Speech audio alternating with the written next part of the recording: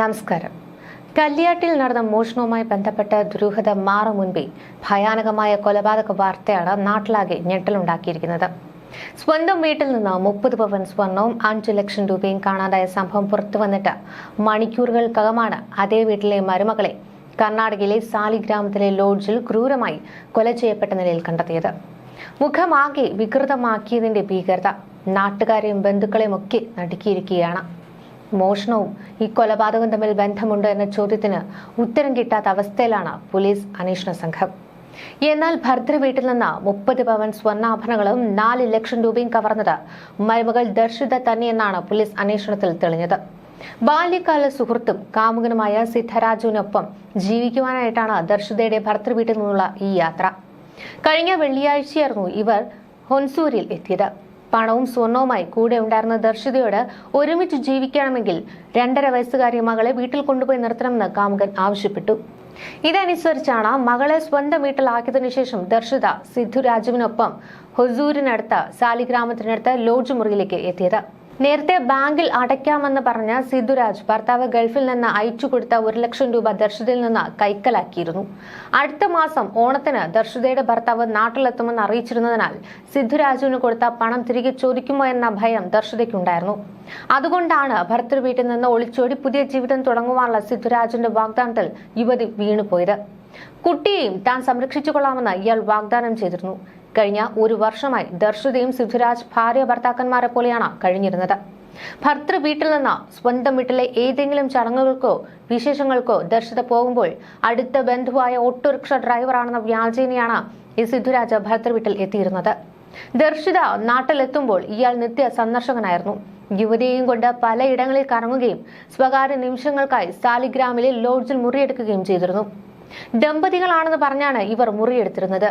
താൻ ഭർത്തൃ വീട്ടിൽ നിന്ന് കൊണ്ടുവന്ന 4 ലക്ഷം രൂപയും 30 പവനും തിരികെ വേണമെന്നാവശ്യപ്പെട്ടപ്പോഴാണ് പെരിയപട്ടണം സ്വദേശി സിദ്ധുരാജുവുമായി യുവതി തെറ്റിയത്. ഇതിനിടെ കഴിഞ്ഞ വെള്ളിയാഴ്ച കല്യാട്ടെ ഭർത്തൃ വീട്ടിൽ കവർച്ച നടത്തിയത് ദർശിതയാണെന്ന വ്യക്തമായ സൂചന ഇരിക്കൂർ പോലീസിന് ലഭിക്കുകയും ചെയ്തിരുന്നു. ഇതുകാരണം പോലീസ് ദർശിതയെ മൊബൈൽ ഫോണിൽ വിളിക്കുകയും സ്റ്റേഷനിൽ ചോദ്യം ചെയ്തതിന് ഹാജരാകാൻ ആവശ്യപ്പെടുകയും ചെയ്തു. ഇതോടെ സിദ്ധുരാജിന്റെ സമനില തെറ്റി. ദർശിതയോടൊപ്പം താനും കുടുംബവും എന്നായപ്പോൾ ദർശിതയിൽ നിന്ന് പണം കൈക്കലാക്കി രക്ഷപ്പെടുവാൻ ഇയാൾ തീരുമാനിച്ചു. ഇതിനായി ദർശിതയെ ഷോക്കടിപ്പിച്ചു കൊല്ലാനായിരുന്നു പദ്ധതി. താൻ ജോലി ചെയ്തിരുന്ന ഇലക്ട്രിക്കൽ ഹാർഡ്വെയർ കടയിൽ നിന്ന് മൊബൈൽ ചാർജറിൽ ഘടിപ്പിക്കുവാൻ പറ്റിയ ഡിറ്റനേറ്റർ സംഘടിപ്പിച്ചു. ചാർജർ പൊട്ടിത്തെറിച്ച് യുവതി മരിച്ചുവെന്ന് വരുത്തി തീർക്കുവാനായിരുന്നു ഇത് ചെയ്തത്. എന്നാൽ യുവതിയുടെ വായിൽ ഡിറ്റനേറ്റർ ഘടിപ്പിച്ച് ഷോക്കടിപ്പിച്ചാണ് ഇയാൾ കൊലപ്പെടുത്തിയത്. യുവതിയുടെ മരണവെപ്രാളത്തോടെയുള്ള നിലവിളി കേട്ട ലോഡ്ജിലെ ജീവനക്കാർ അസ്വാഭാവിക സാഹചര്യത്തിൽ മുറിയിൽ മൃതദേഹം കണ്ടെത്തിയതോടെ വിവരം പോലീസിനെ അറിയിക്കുകയായിരുന്നു. പോലീസ് നടത്തിയ അന്വേഷണത്തിലാണ് സംഭവം കൊലപാതകമാണെന്ന് സ്ഥിരീകരിച്ചത്. ഇതിനുശേഷം സ്വന്തം നാടായ പെരിയപട്ടണത്തേക്ക് ഒളിവിൽ പോയ സിദ്ധുരാജിന് പോലീസ് പിടികൂടി. ഇരിക്കൂർ കല്യാട്ടെ സുമലതയുടെ വീട്ടിൽ നിന്നാണ് മരുമകളും കാമുകനും ചേർന്ന് വൻ കവർച്ച നടത്തിയത്. വീടിന്റെ അലമാരയിൽ സൂക്ഷിച്ച 30 പവൻ സ്വർണ്ണാഭരണങ്ങളും 4 ലക്ഷം രൂപയുമാണ് നഷ്ടപ്പെട്ടത്. ഇക്കഴിഞ്ഞ വെള്ളിയാഴ്ചയാണ് ഇത്തരത്തിൽ 30 പവനും 4 ലക്ഷം രൂപയും മോഷണം പോയത്. അന്നേ ദിവസം തന്നെ 2 വയസ്സുള്ള കുഞ്ഞിനെയും കൂട്ടി ദർശിത കർണാടകയിലെ സ്വന്തം വീട്ടിലേക്ക് പോവുകയായിരുന്നു. തുടർന്ന് ഈ മോഷണ കേസുമായി ബന്ധപ്പെട്ട് പോലീസ് ഇവരെ ബന്ധപ്പെടുവാൻ ശ്രമിച്ചുവെങ്കിലും കൃത്യമായ മറുപടിയൊന്നും ലഭിച്ചില്ല. ഇതിനിടയിലാണ് കുഞ്ഞിനെ സ്വന്തം വീട്ടിലാക്കി ദർശിത ആൺ സുഹൃത്തായ സിദ്ധുരാജുവിനൊപ്പം സാലിഗ്രാമത്തിലേക്ക് പോയത്. പിന്നാലെ ദർശിതയെ ലോഡ്ജ് മുറിയിൽ കൊല്ലപ്പെട്ട നിലയിൽ കണ്ടെത്തുകയായിരുന്നു. ഇതിനു മുൻപ് തന്നെ ഇവർ ഒരു ക്ഷേത്ര ദർശനമൊക്കെ നടത്തിയിരുന്നു. അതിനുശേഷമാണ് ഇത്തരത്തിൽ ഈ ലോഡ്ജിലേക്ക് എത്തുന്നത്.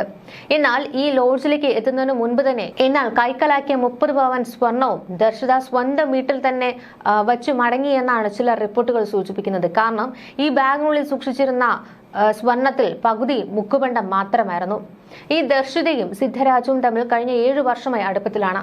അതായത് വിവാഹത്തിന് മുൻപ് തന്നെ ഇവർ തമ്മിൽ അടുപ്പത്തിലായിരുന്നു. വിവാഹം കഴിക്കുവാൻ ഇരുവരും തീരുമാനിച്ചിരുന്നുവെങ്കിലും കുടുംബം അതിനു മുൻപ് തന്നെ ദർശിതയ്ക്ക് കേരളത്തിലുള്ള യുവാവുമായി വിവാഹം നിശ്ചയിക്കുകയായിരുന്നു. തുടർന്നാണ് വിവാഹശേഷവും ഇവർ ഈ അടുപ്പം പുലർത്തിയിരുന്നതും ഇവർ തമ്മിൽ അവിഹിത ബന്ധം ഉണ്ടാവുകയും ചെയ്തിരുന്നത്. ദർശിതയുടെ വിവാഹശേഷവും ഇവരുടെ ബന്ധം തുടരുകയായിരുന്നു. പെരിയപട്ടണ സ്വദേശിയായ സിദ്ധരാജു സ്വന്തമായി ഹാർഡ്വെയർ ഷോപ്പ് നടത്തുന്നയാളാണ്. ഹുൻസൂരിൽ വെള്ളിയാഴ്ച എത്തിയ ദർശിതയെ ക്ഷേത്ര ദർശനത്തിനെന്ന് പറഞ്ഞാണ് സിദ്ധരാജു സാലിഗ്രാമത്തിലേക്ക് കൊണ്ടുപോയത്. തുടർന്ന് ദമ്പതിമാരെന്ന വ്യാജന ഇരുവരും ലോഡ്ജിൽ മുറിയെടുത്തു. ഇവിടെ വെച്ച് തന്നെ വിവാഹം കഴിക്കുവാൻ സിദ്ധരാജു യുവതിയെ നിർബന്ധിച്ചുവെന്നും ഇതിനെ വിസമ്മതിച്ചതോടെയാണ് പ്രതി യുവതിയെ കൊലപ്പെടുത്തിയതെന്നുമാണ് കർണാടക പോലീസിനെ ഉദ്ധരിച്ച ടൈംസ് ഓഫ് ഇന്ത്യ റിപ്പോർട്ട് ചെയ്യുന്നത്. ലോഡ്ജ് മുറിയിൽ നിന്ന് 2 മീറ്ററോളം നീളമുള്ള വൈദ്യുത കേബിൾ കണ്ടെടുത്തിട്ടുണ്ട്. വൈദ്യുത കേബിൾ വായിൽ തിരുകി ഷോക്കടിപ്പിച്ചോ അല്ലെങ്കിൽ ഡിറ്റനേറ്റർ ഉപയോഗിച്ച് സ്ഫോടക വസ്തു പൊട്ടിച്ചോ പ്രതി കൊലപാതകം നടത്തിയെന്ന നിഗമനത്തിലേക്കാണ് ഇപ്പോൾ പോലീസ് എത്തിയിരിക്കുന്നത്. കൊലപാതകത്തിന് ശേഷം പ്രതി യുവതിയുടെ മൃതദേഹം തോളിൽ ചുമന്ന് ലോഡ്ജിൽ നിന്ന് കൊണ്ടുപോകുവാനും ശ്രമിച്ചിരുന്നു. പക്ഷേ ലോഡ്ജ് ജീവനക്കാർ ഇടപെട്ടാണ് ഇത്തരത്തിൽ പ്രതിയെ തടഞ്ഞു വെച്ചത്. ശനിയാഴ്ച ഉച്ചയ്ക്ക് 2 മണിയോടെയാണ് ഈ ദർശിതയും സിദ്ധരാജുവും മുറിയെടുത്തത്. ലോഡ്ജ് മാനേജർ പറയുന്നതനുസരിച്ച് കൂടെയുള്ളത് ഭാര്യയാണെന്നാണ് സിദ്ധരാജു പറഞ്ഞത്. പിന്നീട് സിദ്ധരാജു ഭക്ഷണം വാങ്ങുവാനായി പുറത്തുപോയി. 1/2 മണിക്കൂറിന് ശേഷം ഒരു കവറുമായാണ് തിരികെ എത്തിയത്. ഇതിന് പിന്നാലെയാണ് മുറി അകത്തുനിന്ന് പൂട്ടിയിട്ടെന്ന് പറഞ്ഞ് സിദ്ധരാജു ഇത്തരത്തിൽ ബഹളമുണ്ടാക്കുന്നത്. തുടർന്ന് ജീവനക്കാർ ബലം പ്രയോഗിച്ച് വാതിൽ തുറന്നതോടെയാണ് ചോരയിൽ കുളിച്ചു കിടക്കുന്ന നിലയിൽ യുവതിയുടെ മൃതദേഹം കണ്ടതെന്നും ലോഡ്ജ് മാനേജർ പറയുന്നു.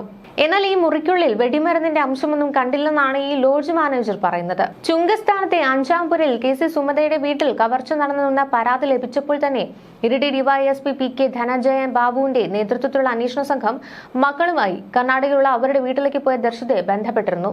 വീട്ടിൽ കവർച്ച നടന്നിട്ടുണ്ടെന്നും ഉടൻ തിരിച്ചു വരണമെന്നുമായിരുന്നു ആവശ്യപ്പെട്ടത്. ഞാനിപ്പോൾ തന്നെ മടങ്ങുകയാണെന്ന് പറഞ്ഞ ദർശിതയുടെ ഫോൺ ലൊക്കേഷൻ പിന്നീട് നോക്കിയപ്പോൾ ഹുൻസൂർ ഭാഗത്തേക്ക് സഞ്ചരിക്കുന്നതായാണ് വ്യക്തമായത്. പിറ്റേ ദിവസമാണ് ഇരിക്കൂർ ഇൻസ്പെക്ടറുടെ ചുമതല വഹിക്കുന്ന കരിക്കോട്ടുകരി ഇൻസ്പെക്ടർ KJ ബിനോയും സംഘവും ഹുൻസൂറിലേക്ക് പുറപ്പെട്ടത്. ഹുൻസൂരിൽ നിന്ന് 60 കിലോമീറ്റർ അകലെ പോലീസ് സംഘം എത്തുമ്പോഴേക്കും കൊലപാതകം നടന്നു കഴിഞ്ഞിരുന്നു. കർണാടക പോലീസിന്റെ കസ്റ്റഡിയിലായിരുന്ന പ്രതി സിദ്ധരാജുവിനെ ചോദ്യം ചെയ്തു. ദർശിത 2 ലക്ഷം രൂപ തന്നിരുന്നുവെന്നാണ് ഇയാൾ പറയുന്നത്. എന്നാൽ ഈ പണം കല്യാട്ട വീട്ടിൽ നിന്ന് മോഷ്ടിച്ചതാണോ എന്നതിനെപ്പറ്റി വ്യക്തതയില്ല. മോഷ്ടിച്ച പണമാണെങ്കിൽ ബാക്കി പണവും സ്വർണവും എന്തു ചെയ്തു എന്നതിലും കൃത്യമായ ഉത്തരമില്ല. ഈ ദർശിത മരിച്ച മുറിയിൽ നിന്ന് ലഭിച്ച ഏതാനും ആഭരണങ്ങൾ മുക്കുബണ്ഡമാണ്.